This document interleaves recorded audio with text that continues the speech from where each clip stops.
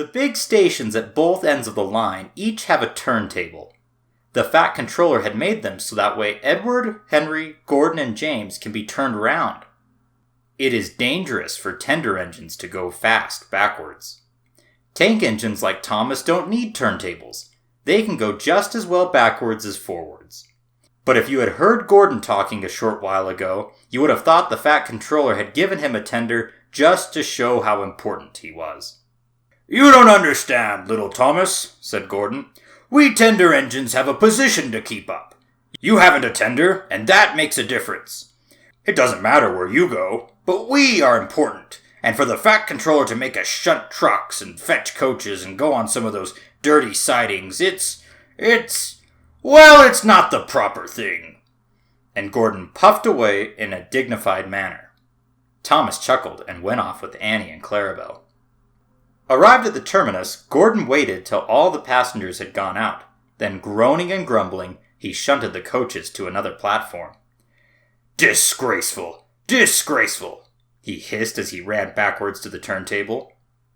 The turntable was in a windy place close to the sea. It was only just big enough for Gordon, and if he was not on it just right, he put it out of balance and made it difficult to turn. Today, Gordon was in a bad temper, and the wind was blowing fiercely. His driver tried to make him stop in the right place. Backwards and forwards they went, but Gordon wasn't trying. At last, Gordon's driver gave it up. The fireman tried to turn the handle, but Gordon's weight and the strong wind prevented him. The driver, some plate layers, and the fireman all tried together. "It's no good," they said at last, mopping their faces. "Your tender upsets the balance. If you were a nice tank engine, you'd be all right. Now you'll have to pull the next train backwards." Some little boys shouted, "Come quick, here's a new tank engine."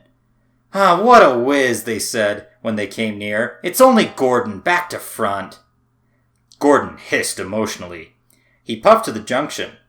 "Hello," called Thomas. "Playing tank engine? Sensible engine. Take my advice. Scrap your tender and have a nice bunker instead." Gordon snorted but didn't answer. Even James laughed when he saw him. "Take care," hissed Gordon. "You might stick too." "No fear," chuckled James. "I'm not so fat as you." "I mustn't stick," thought James anxiously as he ran to the turntable later. He stopped on just the right place to balance the table. It could now swing easily. His driver turned the handle. James turned much too easily. The wind puffed him around like a top. He couldn't stop. At last the wind died down, and James stopped turning, but not before Gordon, who had been turned on the loop line, had seen him. "Well, well," he said. "Are you playing roundabout?" Poor James, feeling quite giddy, rolled off to the shed without a word. That night, the three engines had an indignation meeting. "It's shameful to treat tender engines like this.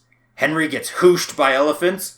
Gordon has to go backwards and people think he's a tank engine. James spins round like a top and everyone laughs at us. And to add to that, the Fat Controller makes us shunt in dirty sidings." "Ugh!"